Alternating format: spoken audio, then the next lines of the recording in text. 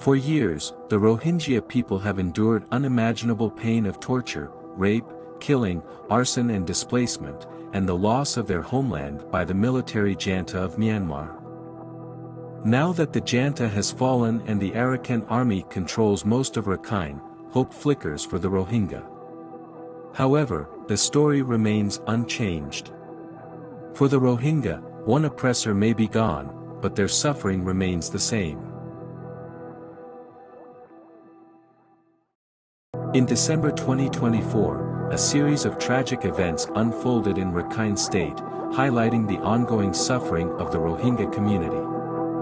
From forced relocations and targeted house burnings to forced labor and displacement, the Arakan army and other actors escalated their actions, leaving thousands in despair. Villagers returned to find their homes looted, and youth were forcibly recruited into militant groups. These incidents underline the persistent challenges faced by the Rohingya, trapped in a cycle of violence and loss. On December 15, 2024, in 𝐓𝐫𝐚𝐠𝐿 South, Mrong Na, Delhi Village, Rakhine State, the Arakan army ordered displaced villagers to return after more than 6 months but did not allow them access to their original homes. Instead, 80 families were forced to build temporary shelters in paddy fields outside the village using bamboo and tarpaulin. Despite permitting their return, the Arakan army provided no support to help the families rebuild their homes. On December 17, 2024, in Ward No. 2, Mong Da Township, Rakhine State, the Arakan army burned down tens of Rohingya houses. The area was left devoid of both Rohingya and Rakhine civilians. This targeted attack displaced the local population further and raised concerns about violence against Rohingya communities.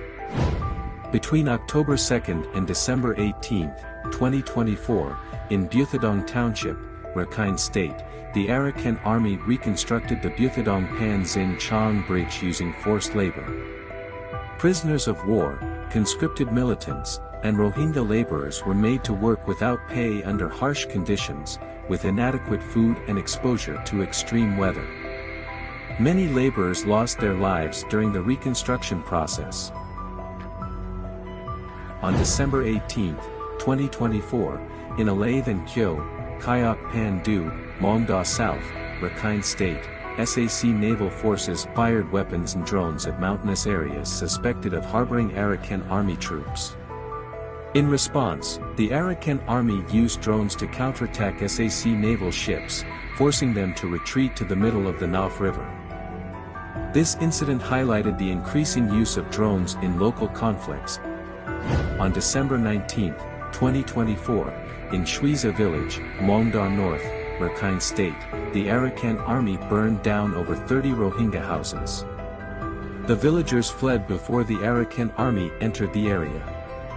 Reports suggested that the Arakan army burned houses incrementally to avoid international scrutiny, causing long-term displacement for the affected community. On December 20, 2024, in Ward No. 4, 𝐓𝐵𝐴𝐷𝐴𝐷 Township, Rakhine State, the Arakan army burned down 46 Rohingya houses.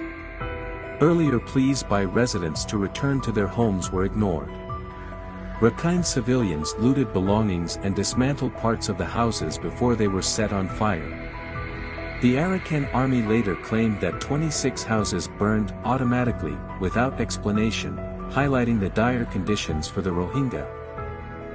On December 22, 2024, in the 𝐓𝐵𝐷𝐴𝐷 River, Rakhine State, a small boat carrying over 50 bags of cement for the Arakan army sank while being transported from Bangladesh.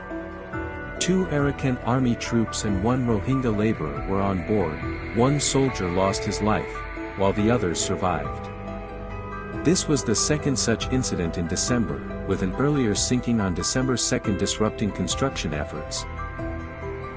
On December 23, 2024, in Mrong Na village, 𝐓𝐵𝐴𝐷𝐴𝐷 South, Rakhine State, the Arakan army allowed around 150 households to return to their village. Upon their return, the villagers found their homes looted, with all belongings, including clothing, taken. This return offered little solace as residents faced immense loss and struggled to rebuild their lives. Between 10th and December 26, 2024, in Sittwe Township of Rakhine State, Junta-led State Administration Council or SAC intensified recruitment efforts targeting Rohingya youth. Over 100 young individuals were arrested and forcibly recruited for militant training.